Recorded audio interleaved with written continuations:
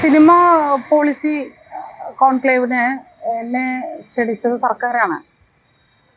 ഞാൻ സംഗീത നാടക അക്കാദമിയുടെ പ്രതിനിധിയായിട്ടാണ് ഇവിടെ വന്നിട്ടുണ്ടായിരുന്നത്, കോൺക്ലേവിനെത്തിയത്. 24 വർഷമായിട്ട് പിന്നണി ഗായികയാണ്.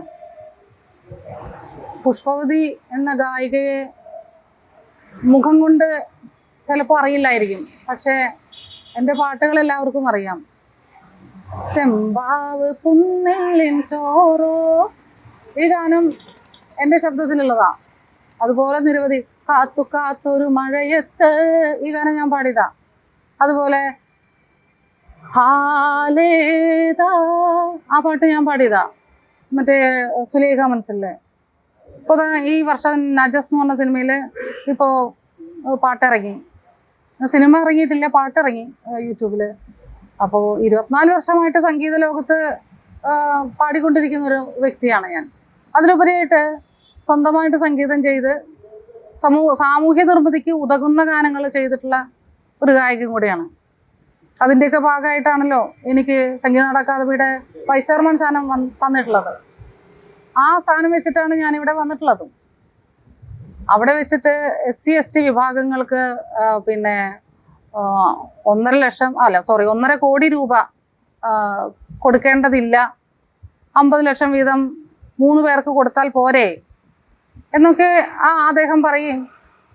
അങ്ങനെ തിരഞ്ഞെടുക്കുന്ന ആളുകൾക്ക് ഒരു വളരെ ഇൻറ്റൻസീവായിട്ടുള്ള ട്രെയിനിങ് കൊടുക്കണം, 3 മാസം എന്നൊക്കെ പറയുമ്പോൾ അത് കേട്ടെന്ന് ഇരിക്കാൻ പറ്റണ്ടേ? പാർശ്വവൽക്കരിക്കപ്പെട്ടിട്ടുള്ള ഒരു സമൂഹത്തിൽ നിന്ന് ഉയർന്നു വന്നിട്ടുള്ള സിനിമാ പ്രവർത്തകർക്ക്, പ്രത്യേകിച്ച് സ്ത്രീകൾക്ക്, സർക്കാർ മുഖ്യധാരയിലേക്ക് വരാൻ വേണ്ടി കൊടുത്തിട്ടുള്ള സഹായമാണ് ഈ 1.5 കോടി. അതിനെ തുരങ്കം വെക്കുന്ന രീതിയിൽ അദ്ദേഹം അഭിപ്രായം പറഞ്ഞപ്പോൾ, അദ്ദേഹത്തിനുള്ള അഭിപ്രായ സ്വാതന്ത്ര്യം അതേപോലെ എനിക്കുമുണ്ട്. ഞാനൊരു ഇന്ത്യൻ പൗരയാണ്.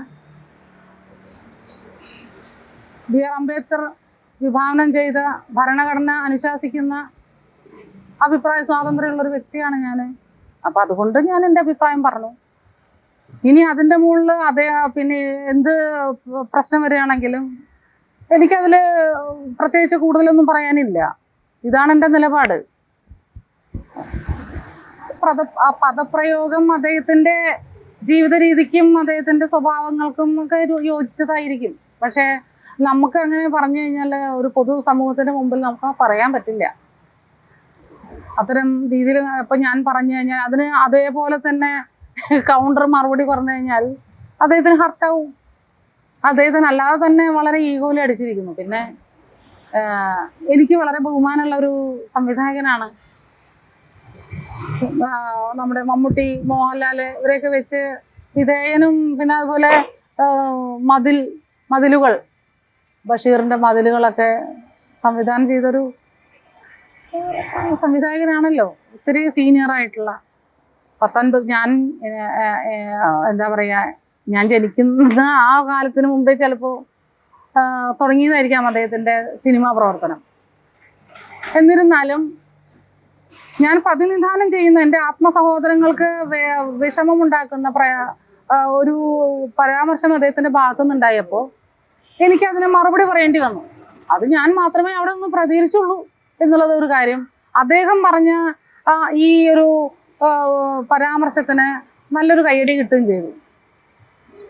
പക്ഷേ വേദിക്ക് പുറത്ത് വന്നപ്പോൾ ഒരുപാട് ആളുകൾ അതിൻ്റെ പ്രതിഷേധവുമായിട്ട് വന്നു. ഇപ്പോൾ സോഷ്യൽ മീഡിയയിലെല്ലാം നിറയെ അദ്ദേഹത്തിനെതിരെ, അദ്ദേഹത്തിൻ്റെ അഭിപ്രായത്തിനോട് വിയോജിച്ചുകൊണ്ട് ഒരുപാട് ആളുകൾ എന്നെ ടാഗ് ചെയ്തുകൊണ്ട് പോസ്റ്റുകൾ ഇട്ടുകൊണ്ടിരിക്കുന്നു. ഇപ്പോൾ ഇത്രയും സമയമായിട്ട് ഒരുപാട് ചാനലുകൾ ഇവിടെ വന്ന് എൻ്റെ ബൈറ്റ് എടുത്തുകൊണ്ട് പോയി. അതൊക്കെ ഈ പ്രതികരണത്തിൻ്റെ ഭാഗമാണല്ലോ. കണ്ടീഷൻ ചെയ്യപ്പെട്ടുള്ളൊരു സമൂഹമാണത്. അപ്പോൾ ഈ അടിസ്ഥാന വർഗങ്ങളിലെ പ്രശ്നങ്ങൾ എന്താണെന്നുള്ളത് ശരിക്കും പഠിക്കാൻ ഉള്ള ഒരു സാഹചര്യം ഉണ്ടാവണമല്ലോ. അദ്ദേഹം എനിക്കെതിരെ വളരെ രൂക്ഷമായിട്ട് പ്രതികരിച്ചു എന്ന് ഞാൻ നേരത്തെ അറിഞ്ഞു. പല മാധ്യമങ്ങളിൽ നിന്നും ഇവിടെ വീട്ടിലേക്ക് ആളുകൾ വന്നിരുന്നു ബൈറ്റ് എടുക്കാൻ വേണ്ടിയിട്ട്. പലരും ഷൂട്ട് ചെയ്ത് പോയിട്ടുണ്ട്. എന്തുകൊണ്ടാണ് അദ്ദേഹത്തിന് അങ്ങനെ എന്നോട് ഒരു ഒരു വിരോധം വെച്ച് പറഞ്ഞതെന്ന് എനിക്കറിയില്ല. ഞാൻ എൻ്റെ അദ്ദേഹത്തിൻ്റെ അഭിപ്രായത്തിനോടുള്ള വിയോജിപ്പാണ് അവിടെ രേഖപ്പെടുത്തിയത്. അതായത് 1.5 കോടി രൂപ പിന്നെ ഈ SC/ST വിഭാഗത്തിനുള്ള വളരെ അരികുവൽക്കരിക്കപ്പെട്ട സമൂഹത്തിന് സിനിമ നിർമ്മിക്കാൻ വേണ്ടി കൊടുക്കുന്നത് അതിൻ്റെ ആവശ്യമില്ല എന്നുള്ള രീതിയിലും അതിന് പകരം ഒരു 50 ലക്ഷം വെച്ച് 3 പേർക്ക് കൊടുക്കുക എന്നൊക്കെയുള്ളൊരു രീതിയിൽ അദ്ദേഹം സംസാരിച്ചു. അപ്പോൾ അത് കേട്ടപ്പോൾ അത് മാത്രമല്ല, അങ്ങനെ തിരഞ്ഞെടുക്കപ്പെടുന്ന ആളുകൾക്ക് 3 മാസം ട്രെയിനിങ്ങും വളരെ ഇൻറ്റൻസീവായിട്ടുള്ള ട്രെയിനിങ്ങും കൊടുക്കണം എന്ന അദ്ദേഹത്തിൻ്റെ ഒരു അഭിപ്രായം. ഇതൊക്കെ കേട്ടപ്പോൾ ആത്മാഭിമാനമുള്ളൊരു ദളിത് സമൂഹത്തിൽ നിന്ന് ഉയർന്നു വന്നിട്ടുള്ള ഒരു വ്യക്തി എന്നുള്ള നിലയ്ക്ക് എനിക്കത് ഹേർട്ടായി. അതുകൊണ്ട് ഞാൻ എൻ്റെ ആത്മസഹോദരങ്ങൾക്ക് വേണ്ടിയിട്ട് ദളിത് സമൂഹം അരികുവൽക്കരിക്കപ്പെട്ടിട്ടുള്ള നൂറ്റാണ്ടുകളായിട്ട് അരികുവൽക്കരിക്കപ്പെട്ടിട്ടുള്ള ഒരു സമൂഹത്തിൻ്റെ ഒരു പ്രതിനിധി എന്നുള്ള നിലയ്ക്ക് എനിക്ക് അതിനെതിരെ പ്രതികരിക്കേണ്ടി വന്നു. ഞാൻ അതിന് മറുപടി അപ്പോൾ അവിടെ വെച്ച് കൊടുത്തു. ഇതാണ് ഉണ്ടായിട്ടുള്ളത്. അദ്ദേഹത്തിൻ്റെ പരാമർശം അത് അദ്ദേഹത്തിൻ്റെ കാഴ്ചപ്പാടുകൾക്കനുസരിച്ച് രൂപപ്പെട്ടു വന്നിട്ടുള്ളതാണല്ലോ. അദ്ദേഹം ജീവിച്ച പരിസരത്ത് നിന്ന് രൂപപ്പെട്ടു വന്നിട്ടുള്ളതാണ്. ഞാൻ ജനിച്ചു വന്നിട്ടുള്ളത് എൻ്റെ ജീവിത പരിസരത്ത് നിന്നുകൊണ്ട് അതിൻ്റെ ഒരുപാട് പ്രതിസന്ധികളെ മറികടന്നുകൊണ്ട് ഞാൻ ഈ ഒരു രംഗത്ത് നിൽക്കുന്ന ഒരാളാണ്. അപ്പോൾ അങ്ങനെ ഉയർന്നു വന്നിട്ടാണ് ഈ ഒരു സ്ഥാനത്ത്, ഇപ്പോൾ സംഗീത നാടക അക്കാദമിയുടെ വൈസ് ചെയർമാൻ സ്ഥാനത്താണെങ്കിലും എത്താൻ ഉള്ളൊരു സാഹചര്യം ഉണ്ടായിട്ടുള്ളത്. അപ്പോൾ എന്നെ സർക്കാർ വിളിച്ചിട്ടാണല്ലോ ഞാൻ അവിടെ എത്തിയത്, അല്ലാണ്ട് ക്ഷണിക്കപ്പെടാതെ ചെന്നിട്ടുള്ള ഒരാളല്ല ഞാൻ. പിന്നെ എന്നെ അദ്ദേഹത്തിന് അറിയില്ലായിരിക്കും. അതിനും ഒരു സാമൂഹികമായിട്ടുള്ളൊരു വശമുണ്ട്. വളരെ പ്രശസ്തങ്ങളായിട്ടുള്ള പാട്ടുകൾ സിനിമയിൽ പാടിയിട്ടുള്ള ഒരാളാണ്. പക്ഷേ എൻ്റെ മുഖം കാണാത്തത് ഇവിടുത്തെ സാമൂഹിക നിലയുടെ മറ്റൊരു വശമാണ്. അത് അദ്ദേഹം പഠിച്ചിട്ടില്ല. ദളിതുകളുടെ വിഷയങ്ങളെ പഠിച്ച് അദ്ദേഹം ദളിതുകളെ കുറിച്ചുള്ള സിനിമ ഉണ്ടാക്കട്ടെ. അദ്ദേഹത്തിൻ്റെ കഥാപാത്രങ്ങൾ അരികുവൽക്കരിക്കപ്പെട്ട സമൂഹവുമായിട്ട് ബന്ധപ്പെട്ടിട്ടുള്ള വിഷയങ്ങൾ അദ്ദേഹത്തിൻ്റെ സ്ക്രിപ്റ്റിലൊക്കെ വരട്ടെ. അങ്ങനെയൊക്കെ ഉണ്ടാവുമല്ലോ. എനിക്ക് സജസ്റ്റ് ചെയ്യാൻ വേണ്ടിയിട്ടാണ്. എനിക്ക് സജസ്റ്റ് ചെയ്യാമല്ലോ. അദ്ദേഹം പറഞ്ഞ അതേപോലെ തന്നെ നമുക്കും സജസ്റ്റ് ചെയ്യാം. അഭിപ്രായ സ്വാതന്ത്ര്യമാണ് ഇന്ത്യൻ ഭരണഘടന അനുശാസിക്കുന്നത്. പിന്നണി ഗാന രംഗത്ത് വളരെ പ്രശസ്തങ്ങളായിട്ടുള്ള പാട്ട് പാടിയിട്ടുള്ളൊരു വ്യക്തിയല്ലേ ഞാൻ. അത് അദ്ദേഹത്തിന് അറിയില്ല.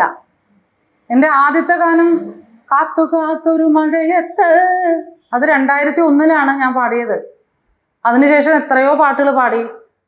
നക്ഷത്രക്കണ്ണ്, കണ്ണുള്ള രാജകുമാരൻ, ഉടയോൻ, അന്യർ, ചന്ദ്രനിലേക്ക് ഒരു വഴി, അതുപോലെ സോൾട്ട് ആൻഡ് പെപ്പറിലെ ചെമ്പാവ് പുന്നെല്ലിൻ, ആ പാട്ടൊക്കെ ഞാൻ പാടിയതാണ്. അത് ആ പാട്ട് അറിയാത്ത ആരുണ്ട് കേരളത്തിൽ? ഇപ്പം ഇത്രയും. പിന്നെ അതുപോലെ ഹാലാകെ മാറുന്നേ ഹാലേതാ, ഹാലേ നിന്നെ കണ്ടാലാകെ ഹാലാകെ മാറുന്നേ, അതിപ്പോൾ ഈ അടുത്ത് പിന്നെ സുലേഖ മനസ്സിൽ ഞാൻ പാടിയ പാട്ടാണ്. അതുപോലെ കായംകുളം കൊച്ചുണ്ണിയിലെ നൃത്തഗീതികളെന്നും ഉയരുന്ന വേദിയിൽ കൃഷ്ണമിഴികളിതാ തേടും നീ വിസ്മയത്തെ എന്മങ്കേ പൊന്മങ്കേ, ഈ പാട്ട് പാടിയിട്ടുള്ള ആളാണ് ഞാൻ. അപ്പോൾ ഇതുപോലെ നിരവധി ഗാനങ്ങൾ സിനിമയിൽ പാടിയിട്ടുണ്ട്. എന്നിട്ട് എന്നെ അദ്ദേഹത്തിന് അറിയുന്നില്ല. അത് അദ്ദേഹം ശ്രദ്ധിക്കുന്ന ഒരു ഏരിയ ആയിരിക്കില്ലേ പാട്ടിന്. അദ്ദേഹത്തിൻ്റെ സിനിമകളിലും പൊതുവെ പാട്ടുകൾ അധികം ഉണ്ടാവാറില്ലല്ലോ. മേ ബി അതുകൊണ്ടായിരിക്കും എന്നെ അറിയാത്തത്.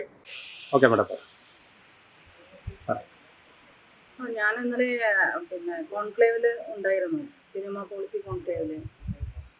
സംഗീത നാടക അക്കാദമിയുടെ പ്രതിനിധിയായിട്ടാണ് ഞാൻ പോയിട്ടുള്ളത്. സർക്കാർ ഇൻവൈറ്റ് ചെയ്തിട്ടാണ് പോയിട്ടുള്ളത്. പിന്നെ സമാപന സമ്മേളനം നടക്കുന്ന സമയത്തായിരുന്നു അദ്ദേഹത്തിൻ്റെ ഒരു പ്രതികരണം ഉണ്ടായത്. അഭിപ്രായ പ്രകടനമായിരുന്നു അദ്ദേഹത്തിൻ്റെ എന്നാണ് ഞാൻ മനസ്സിലാക്കുന്നത്. SC/ST വിഭാഗങ്ങൾക്ക് എന്തിനാണ് 1.5 കോടി കൊടുക്കുന്നത്? അത് 3 പേർക്ക് കൊടുത്തു കഴിഞ്ഞാൽ 3 പേർക്ക് ഡിവൈഡ് ചെയ്ത് 50 ലക്ഷം വീതം കൊടുത്തു കഴിഞ്ഞാൽ 3 സിനിമ ഉണ്ടാകില്ലെന്ന്. ഇതൊന്നും തീരുമാനിക്കാൻ അദ്ദേഹത്തിന് എന്താണ്? അല്ല, അദ്ദേഹത്തിൻ്റെ അഭിപ്രായം പറഞ്ഞതായിരിക്കും. അത് കേട്ടപ്പോൾ എനിക്ക് തോന്നിയ എൻ്റെ അഭിപ്രായം ഞാൻ പറഞ്ഞു. അത് പറയണത് ശരിയല്ല എന്നുള്ളത്. കാരണം അടിസ്ഥാന വർഗത്തിൽപ്പെട്ടിട്ടുള്ള മനുഷ്യരെ SC ST വിഭാഗക്കാര് എന്ന് പറയുമ്പോൾ അവർ നൂറ്റാണ്ടുകളായിട്ട് അടിച്ചമർത്തപ്പെട്ടിട്ടുള്ള മനുഷ്യരാണ്. അവരെ മുഖ്യധാരയിലേക്ക് കൊണ്ടുവരാൻ വേണ്ടി സർക്കാർ ചെയ്തിട്ടുള്ള ഒരു പോളിസിയാണത്. അതിന് തുരങ്കം വയ്ക്കുന്ന രീതിയിൽ അദ്ദേഹം അഭിപ്രായം പറയുന്നത് കേരളത്തിൻ്റെ നിയമസഭാ മന്ദിരത്തിൽ വെച്ചുകൊണ്ടാണ്. അധികാര കേന്ദ്രത്തിൽ നിന്നുകൊണ്ട് ഇത്രയും ആത്മവിശ്വാസത്തോടു കൂടി അദ്ദേഹം സംസാരിക്കുമ്പോൾ അതേ ആത്മവിശ്വാസത്തോടു കൂടി തന്നെ അത് തെറ്റാണ് പറയുന്നത് എന്ന് ഞാൻ പറഞ്ഞു. ഇത്രയേ ഉള്ളൂ.